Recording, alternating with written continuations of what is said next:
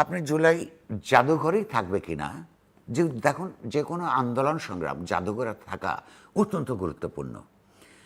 কিন্তু এখানে যেটা দুর্ভাগ্যের ব্যাপার, জুলাই আন্দোলনটা জাদুঘরেও থাকবে কিনা সেইটারও একটা সন্দেহের অবকাশ রয়েছে। যত ধরনের স্লোগান উত্থাপিত হয়েছিল বাংলাদেশের সমাজ এবং রাষ্ট্রের গণতান্ত্রিক রূপান্তরের জন্যে, সেগুলো সব ওখানে সংরক্ষণ করা হয়েছে বলে আমি শুনি নাই।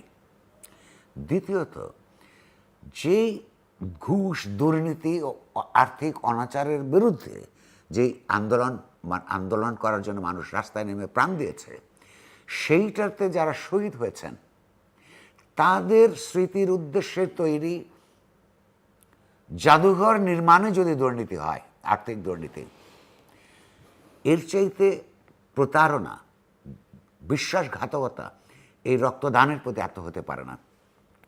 সাম্প্রতিককালে জুলাই জাদুঘর নির্মাণে কী ধরনের প্রতারণামূলক কাজ হয়েছে, কী ধরনের আর্থিক দুর্নীতি হয়েছে, আস্তে আস্তে রিপোর্ট বেরোচ্ছে। এগুলো আরও বেরোতে থাকবে। প্রায় 150 কোটি টাকা এইটার পেছনে মঞ্জুর করা হয়েছে। 150 কোটি টাকা দিয়ে কি কি করেছে অন্তর্বর্তীকালীন সরকার, অধ্যাপক ইউনূসের এবং তার মন্ত্রী, বিশেষত যার উদ্যোগে এটা হয়েছে, সেই উদ্যোগের জন্য তাকে ধন্যবাদ। তৎকালীন সংস্কৃতি মন্ত্রী ফারুকী,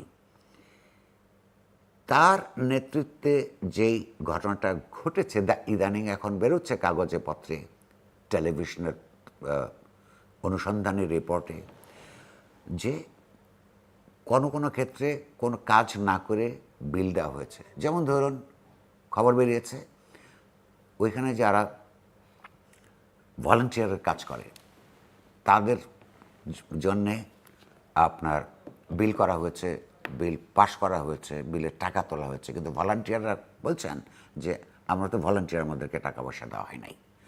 কিংবা তাদের খাবারের জন্যে বিল তৈরি করা হয়েছে, তারপরে সেই বিল অর্ধেক তোলা হয়েছে, যেই রেস্টুরেন্ট থেকে নেওয়া হয়েছে সেই অ্যাকাউন্টে জমা দেওয়া হয়েছে। রেস্টুরেন্টের মালিক বলছে এটা তো আমাদের অ্যাকাউন্ট না, আমাদের এখানে 24,000 আছে, ওইখানে তো ওই দিনে 48,000-এর বিল দেখানো হচ্ছে। প্রশ্নটা হচ্ছে যে তার মানে জাদুঘরেও যাতে না থাকে জুলাই, সেইটার ব্যবস্থা করা হচ্ছে। এরা যেটা বোঝে না, অর্থাৎ এটা একটা জুলাই ব্যবসা হিসেবে।